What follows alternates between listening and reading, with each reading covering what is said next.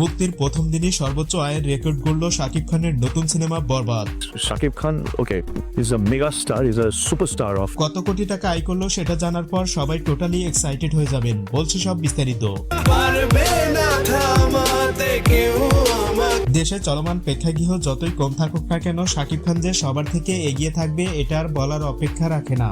ঈদে 150টির মতো সিনেমা হলে ছবিগুলো প্রদর্শন করা হবে, তার ভিতরে শাকিব খানের আওতায় 120টি সিনেমা হল।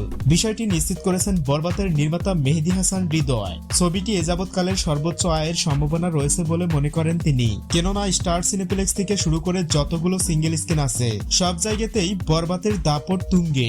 একটি মানসম্পন্ন সিনেমা বাংলা ফিল্ম ইন্ডাস্ট্রিকে পাল্টে দেওয়ার জন্য যথেষ্ট ভূমিকা রাখে।